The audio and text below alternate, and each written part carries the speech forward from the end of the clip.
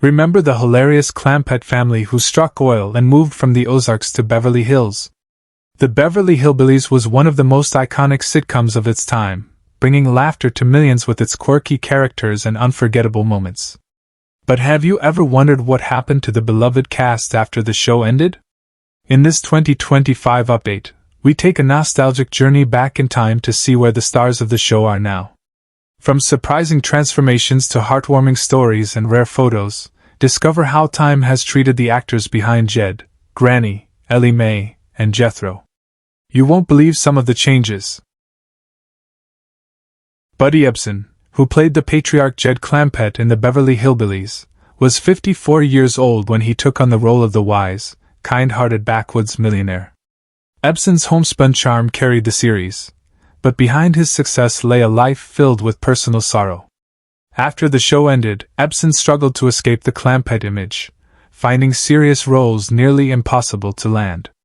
His marriage to Ruth Cambridge ended in divorce after years of emotional distance, and his second marriage to Nancy Walcott, though longer, was strained by Ebsen's obsessive commitment to his faltering career. He had 7 children, though his relationship with them was often complicated, particularly with his eldest son, Al, who struggled with substance abuse. Ebsen experienced 5 major tragedies: the death of a daughter from cancer, financial losses from bad investments in the 1980s, estrangement from 2 children, a heart condition in his 70s, and a late-life battle with depression. Despite these struggles, Ebsen lived until the age of 95, passing away on July 6, 2003, from respiratory failure. At the time of his death, his estate was estimated at $1.5 million, a fraction of his peak wealth. He spent his final years in relative solitude, reportedly still writing songs and poetry, reflecting on the bittersweet journey that fame brought him. Irene Ryan, beloved as Granny Daisy Moses, was 60 when she embodied the feisty, no-nonsense matriarch in the Beverly Hillbillies. Her comedic timing and fierce energy became a signature of the show, but off-screen, Ryan led a somber existence. She never remarried after divorcing writer-comedian Tim Ryan, and although she had no children, she longed for a family of her own. Her closest connections were with castmates, particularly Donna Douglas, who became like a surrogate daughter to her. After the show ended, Ryan struggled with typecasting and turned to stage performances, including a brief stint on Broadway.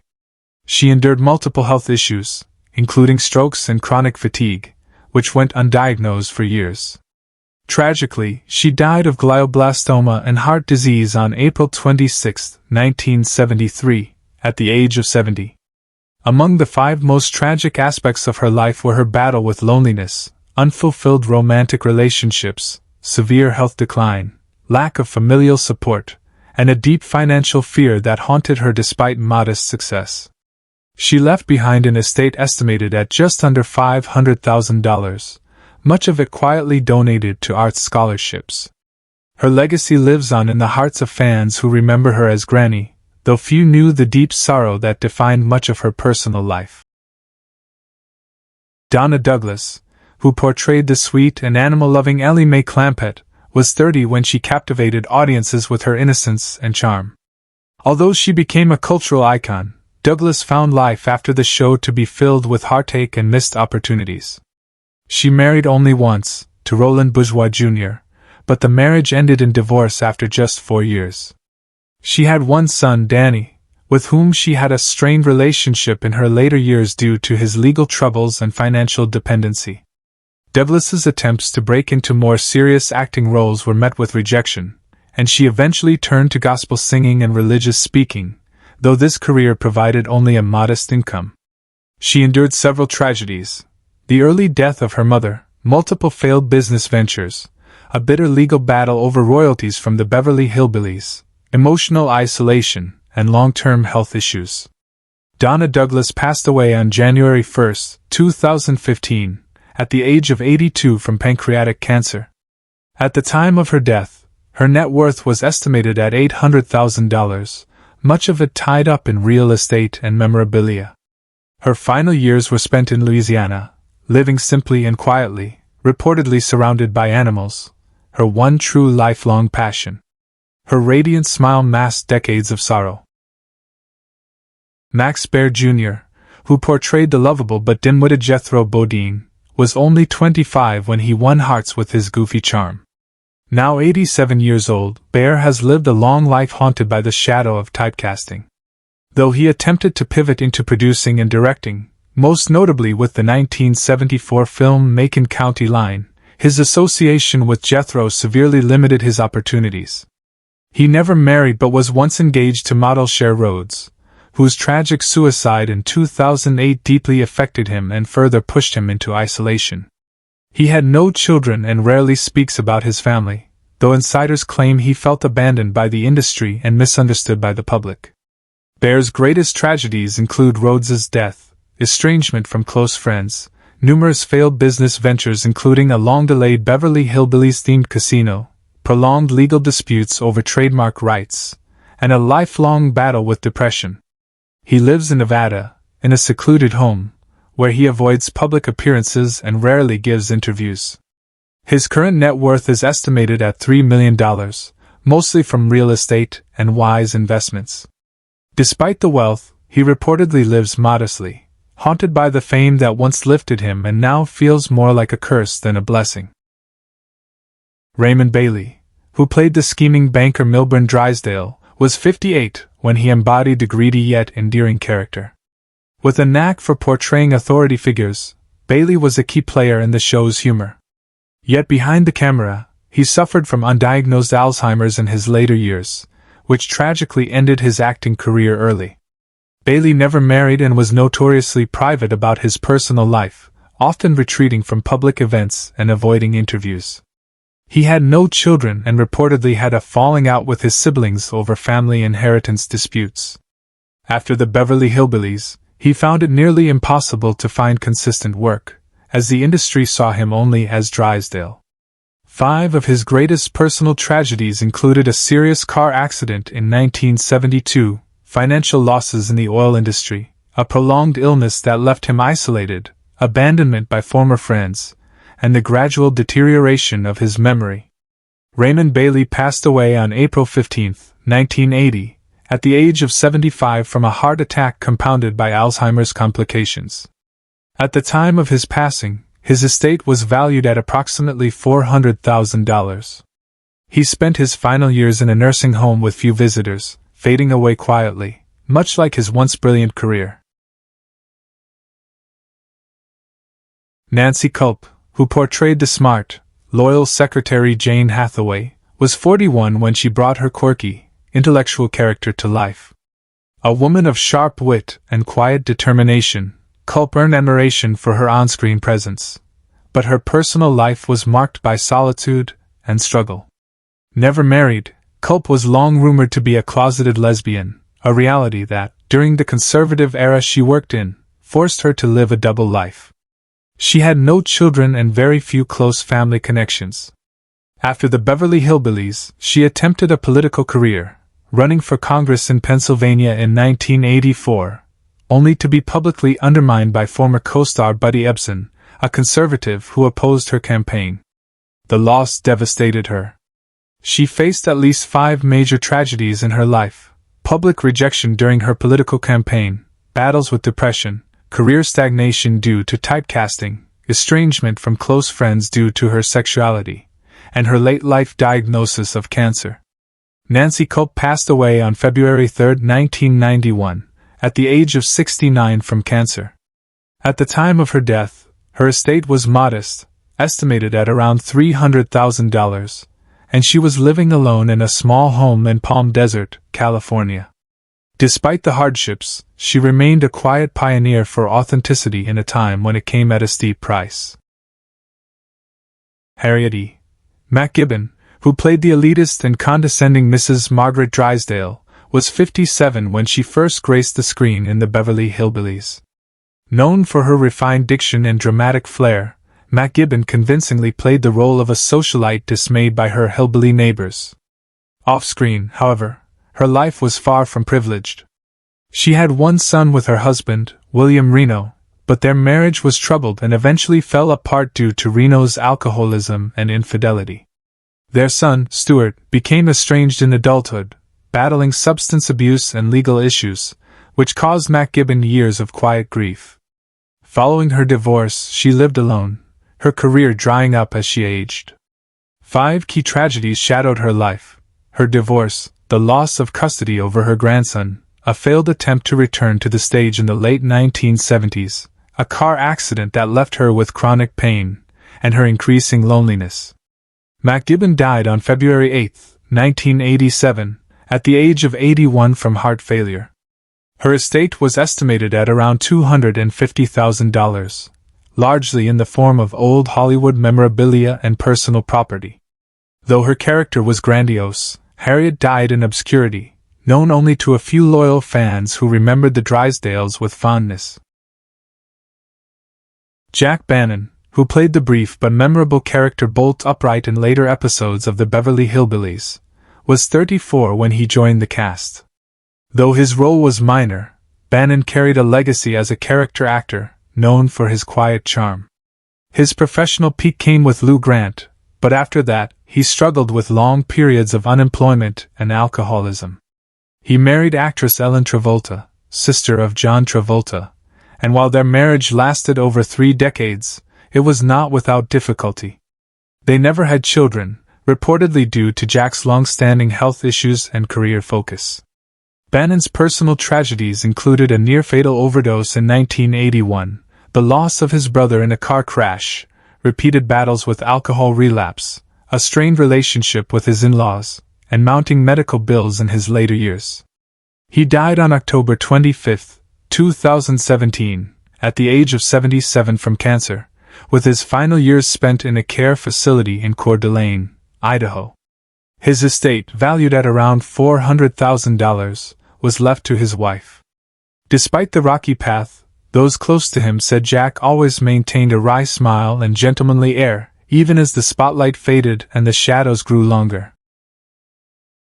Bea Benaderet, who portrayed Cousin Pearl Bodine, the meddling and ambitious kin of the Clampetts, was 56 when she joined the Beverly Hillbillies. Her comedic skills had long been admired in radio and television, but Bea's life was marked by personal heartbreaks. She was married twice, first to actor Jim Bannon, with whom she had a son named Jack. The marriage ended in divorce after years of emotional distance and Jim's constant infidelity. Her second marriage to Eugene Twombly was more stable but tragically cut short by her illness. Bea endured 5 major tragedies: a long battle with lung cancer, the sudden death of her second husband during her treatment, estrangement from her son following his struggles with addiction, recurring depression stemming from her health, and the loss of her voice, her most prized asset. Despite a brave fight, she passed away on October 13, 1968, at the age of 62 from lung cancer and pneumonia. At the time of her death, her estate was valued at approximately $600,000. Bea spent her last months in a hospice in Los Angeles, surrounded only by a handful of friends. Her once vibrant voice, which had graced countless shows, faded into silence far too soon. Shug Fisher, who portrayed the lovable and slightly dim Shorty Kellums, was 62 when he brought his country charm to the Beverly Hillbillies during its later seasons. A former musician turned actor, Fisher had a long entertainment career, but his personal life was far less joyful. Never married and without children, he lived a mostly solitary life, pouring himself into music and minor acting roles. Following the end of the Beverly Hillbillies, Fisher found work scarce and relied on small appearances in westerns and voice work just to make ends meet. 5 key tragedies marked his later years: the early death of both his parents, which left him orphaned young, a career decline that led to financial insecurity, a lifelong struggle with alcohol, increasing deafness that took away his love for music, and deep loneliness that worsened in his final decade. Shug Fisher passed away on March 16, 1984, at the age of 76 due to heart failure. At the time of his death, he had only a modest estate worth around $100,000, consisting largely of savings and a few royalties. He lived his final years in a small house in Studio City, visited by few and remembered by even fewer. Though his character made people laugh, Shug's real life was one marked by silence and isolation. Sharon Tate, who portrayed the beautiful and fashionable secretary Janet Trago in several episodes, was just 20 years old when she appeared on the Beverly Hillbillies. Her brief time on the show was among her earliest work, and she was widely seen as a rising star in Hollywood. But Tate's life came to a tragic and brutal end when she was murdered on August 9, 1969, by members of the Manson family. At the time of her death, she was 8.5 months pregnant with her first child with famed director Roman Polanski. Their marriage had already been strained by distance, rumors of infidelity, and the pressures of fame.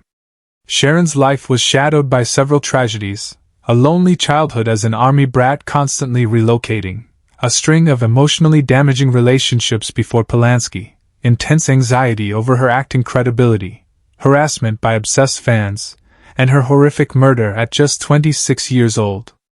Her estate was valued at approximately $500,000 at the time, though most of it was absorbed by legal fees and family costs. She died in her home in Los Angeles, surrounded not by peace but by unspeakable violence. Sharon remains one of the most tragic figures in Hollywood history, her beauty, talent, and unborn child all stolen in a single, infamous night. Linda Henning, who portrayed Jethro Bodine, Jethro's twin sister, was only 18 years old when she took on the quirky, exaggerated character. Though her role was minor, she brought a whimsical energy to the part that made it memorable. Now 81, Linda has mostly retired from acting, her once bright Hollywood dreams dimmed by years of personal setbacks. She married Petticoat Junction writer Mike Miner, but the marriage ended in divorce after just a few years. They had no children, and Henning never remarried, devoting herself instead to animal rescue and quiet advocacy work. Her life was filled with 5 major tragedies: the painful dissolution of her marriage, the loss of both parents within the same year, a failed comeback attempt in the late 1980s, financial losses during the 2008 recession, and a lengthy battle with arthritis that severely limited her mobility. Though she still occasionally appears at nostalgia conventions, Linda lives a reclusive life in California. Her estimated net worth is around $250,000, sustained mainly by pension income and residuals. While she avoids the spotlight, those close to her say she carries deep sadness over missed opportunities and unfulfilled dreams. Yet her warm smile and generous spirit endure, a quiet legacy from television's golden age. Frank Wilcox, who played John Brewster, the oil executive who first discovered oil on the Clampett's land, was 58 when he appeared in the early episodes of the Beverly Hillbillies. A classic character actor, Wilcox had a long career in film and television, yet remained largely anonymous to the general public. Despite frequent appearances, his career never truly took off. Wilcox was married to Edith Wilcox for 30 years, but their relationship suffered due to his long absences and professional frustrations. They had one daughter, Margaret, with whom he had a troubled relationship. She later became estranged after a family inheritance dispute. Wilcox's 5 greatest personal tragedies included the death of his wife from cancer, a failed theater project that bankrupted him in the 1960s, increasing struggles with alcoholism, long periods of depression, and a final few years spent nearly penniless. He died on March 3, 1974, at the age of 70 from a heart attack. At the time of his passing, his estate was worth only about $40,000, much of which was used to cover debt. He passed away quietly, without fanfare, and few former colleagues even attended his funeral. Despite a long resume, Frank Wilcox's final years were a painful epilogue to a career of near misses and fading recognition. Frank Cady, who portrayed Sam Drucker, the friendly general store owner who appeared not only in the Beverly Hillbillies but also in Petticoat Junction and Green Acres, was 53 when he joined the cast. Known for his warm, rural charm and comic timing, Cady played the quintessential small-town merchant, always in the know about community happenings.